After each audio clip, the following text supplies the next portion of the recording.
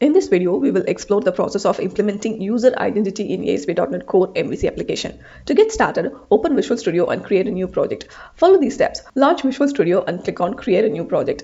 Select ASP.NET Core Web App Model View Controller as your project template and then click Next. In the Configure Your Project window, provide a name and specify the location for your project. Once done, click Next. On the Additional Information window, select Individual Accounts as the authentication type. This choice enables user identity features. Click Next to proceed. With these settings in place, Visual Studio will create a new ASP.NET Core MVC application with user identity feature enabled. Configure your database connection in your ASP.NET application. Open the app-settings.json file in your project. This file typically contains application settings, including your database connection string. Within the app-settings.json file, locate the section that specifies the connection string. To point the connection string to your database, you will need to modify some parameters. First, replace your server name with the name or address of your database server. Then replace your database name with the name of your database. If you are using Windows authentication and want to include trust server certificate equal to true for secure connection. Next, you have to update your database schema using Entity Framework Core Migration. Open the NuGet Package Manager console. In the Package Manager console, type the update database command and press enter. This command will apply pending migration and update the database schema according to your Entity Framework Core DB context configuration. After running the update database command, your record tables will be created in the database as defined by your DB context and migrations. To confirm that the tables have been created, you can open SQL Server Management Studio. Here, you can connect to your database and in the Object Explorer, expand the database node to see the tables. To configure identity settings and related service, open the program.cs file. Add builder.services.add Razor pages to configure Razor page services. Next, configure the identity options by adding a configure identity options method. First, password settings. Require digit equal to true means requires at least one numeric digit in the password. Require lowercase equal to true means requires at least one lowercase letter in the password. Require non-alphanumeric equal to true requires at least one non-alphanumeric characters, that is special character. Require uppercase equal to true requires at least one uppercase letter in the password.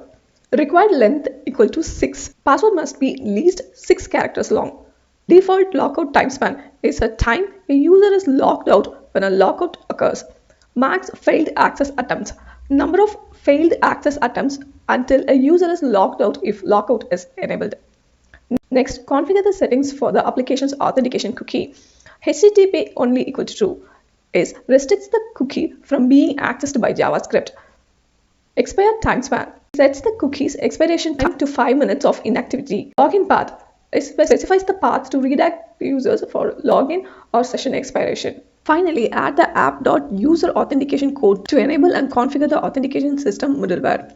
Make sure to place this code after app.use routing and before app.use authorization. Then to add identity, right-click on your project in Visual Studio, select Add and then choose New Scaffolded Item.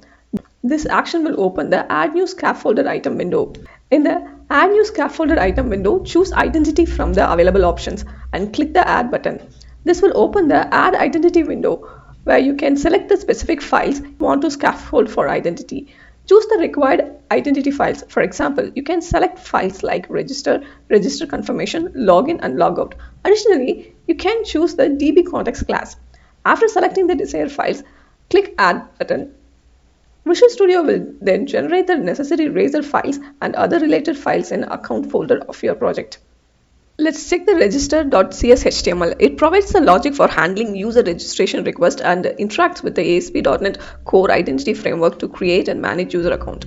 The register confirmation.cs HTML. It is used to handle the confirmation of user registration and can be customized to fit the specific needs of your application. It ensures that user accounts are properly registered and confirmed. The code display confirm account equal to false. It means that the registration confirmation link won't be displayed and the user's account is confirmed immediately upon registration without the need for an email confirmation link. This simplified process involves immediately confirming user account without sending confirmation emails. However, in a production environment, it is essential to implement a real email sender and follow best practice for confirming user accounts through email verification links to enhance the security and user experience. The login.cs HTML file It provides the logic for handling user login requests and interacts with the ASP.NET Core Identity Framework to authenticate users.